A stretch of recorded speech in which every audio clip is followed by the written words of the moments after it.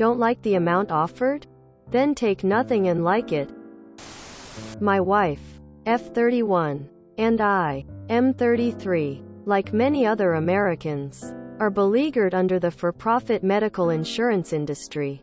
My wife gave birth to our precious first daughter in September of 2021, and we have been dealing with taking the little one to the doctor. Already had an emergency room visit, yay, and whatnot when we received the bill for the L&D at the hospital from September. We were charged over $20,000 for a straightforward, regular delivery with an epidural. Even though I do not like our insurance, it covered a huge chunk of the amount due. That being said, there was still over $2,000 left. Well, with my wife being a teacher and myself being a state government worker, our income isn't exactly low, but neither is it high either. $2,000 out of pocket would put us into major debt. The hospital was very patient, at first, with trying to get paid until recently. I had been in communication with the hospital trying to negotiate the cheapest amount possible to clear the account. The hospital still wanted close to half of the amount in order to close the account out. I countered with what we could legitimately offer and consigning myself to the addition of yet another auto debit coming out of our bank account because they weren't going to accept my offer. But then the account representative kept interrupting me during the phone call and was being outrageously rude. I understand that we have a debt, and I'm not trying to welch on it, but don't treat me like dirt because of this piss-poor system that was charging my wife over $50 for one frigging Advil amongst other insanity.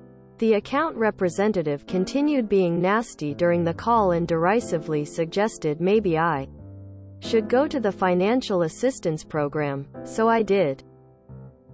I called the customer service line for that said program, and in less than 10 minutes I was getting confirmation of the entire amount being forgiven. Apparently when you make less than 300%. My apologies. I previously had a multiplication sign when I meant percentage. The federal poverty rate, and you go to most non-profit hospitals, they will forgive the amount. The arrogant account representative tried to shame me into paying an outrageous price for services rendered and didn't want to accept my offer of paying some of the bill, so now they get absolutely nothing. Don't accept the medical bills that you receive. Fight tooth and nail to get it down. And if you're lucky like my wife and I, you just may get it all cleared away. I don't know what I find weirder. The fact that you're charged insane amounts of money, or that you can just try to haggle it down or even have it totally cleared away. Nothing tells you you've been ripped off more than being offered a huge discount afterwards. Good story and very good advice. Always talk to their financial aid department if you are lower income. And always negotiate the bill with them if you are not. Congratulations on your daughter.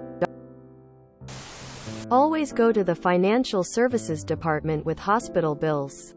My daughter had a 500 Kelvin surgery in NYC and the hospital worked with us every step of the way. Even if you think you make too much to be considered, give it a shot. Glad it worked out for you. Edited to note that the 500 kelvins is what appears on my bills before insurance and financial aid discount were applied, since a user felt I was attempting to mislead. Total billed was 484 kelvins. I just looked at the bills. Just trying to offer some help to the op. As a non-American, I understood nothing of this post. And honestly, I'm relieved that I understood nothing. $50+ for Advil? A couple years back my wife and I had our son. We opted for paying out of pocket instead of insurance because our deductible alone was larger than the out-of-pocket discount. It came out to about $6,000. About a month after he was born, we got the bill in the mail with instructions on how to set up a payment plan online. This was a very large chain of hospitals, so they had everything streamlined to set up your auto billing. We realized while doing the setup that they allowed you to pick your date of starting. I decided to be a smart ass and set the start date for January of 2060. Turns out they didn't have a cap for the start of payments, so we only had to pay the first month payment and be free from the rest until we are well into our 60s. Living in the UK, I really can't get my head round health insurance in USA. My wife had to get an MRI many years ago. Hospital said they checked insurance and it didn't need pre-authorization, so she got the MRI. A few months later, we got a bill for nearly $7,000. We ignored it, because insurance was supposed to cover it. We kept getting the bill every month for years. The hospital argued that we owed it because the insurance wouldn't pay. But the hospital had told us that it was okay beforehand. I think they knew they didn't have a case because it never got sent to collections, and they finally stopped mailing us the bill after 6 or 7 years. Ferengi Rule of Acquisition number 141, only fools pay retail. I've learned also to get an itemized list of what was charged. Some charges are straight up nonsense and can contest it to lower the price. I'm in the UK. I've got 2 kids and the most expensive thing was the car park. Think it cost £20 as we were in 2 days. It really makes me sad to hear these US medical stories. But I'm very glad you made a win against such a corrupt system. Hey, good for you. Something I've started doing when I'm calling a system is I say, I have memory issues, so just for your information, this call is being recorded for my records. I've noticed a major difference with how people treat me. With my wife being a teacher and myself being a state government worker. Our income isn't exactly low, but neither is it high either. $2,000 out of pocket would put us into major debt. Wait, what? I get that Americans have a horrible healthcare system. Even more expensive than the German one. But leaving out many people are leaving them in debt. But shouldn't a teacher and state government employee make enough money so that $2 aren't a major debt? I consider a major debt something that takes months, if not years, to recover from. Next time, offer the hospital 10% of the outstanding bill. That is, if you're willing to pay them anything. If they decline, tell them you want a utilization review. Recommend researching it for your state to make sure you don't break any laws. What that does is trigger an investigation by a neutral third party at their expense, which compares the billed services against actual services rendered. It will knock down the $30 bill for 2 Advil down to a more reasonable price among other billed services. You can do this yourself if you're inclined. Or you can pay up front if you know it's going to be a routine procedure. Most hospitals will charge less than 10% of what you were charged for L&D. Take for what it's worth. I have a good job with good medical insurance. First child is born. Hospital sends a bill for about $6,000. I look at my insurance EOB page and they paid out $20,000 or so. I ignored hospital bill and intentionally let it go to collections. I sent the collection agency a cease and desist letter. Immediately. Google it if you need to.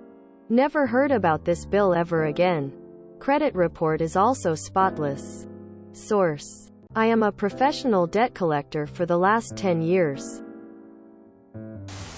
Dear US, you need another revolution. The rest of the developed world has a health service for their citizens.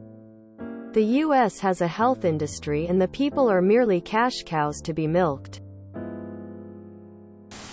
I sometimes wonder if the reason so many in the US think public health care is too expensive. They think the bills they get are the actual costs that a public system would have to cover. I had a health savings account that the company put $2,000 into every year. They were new back then.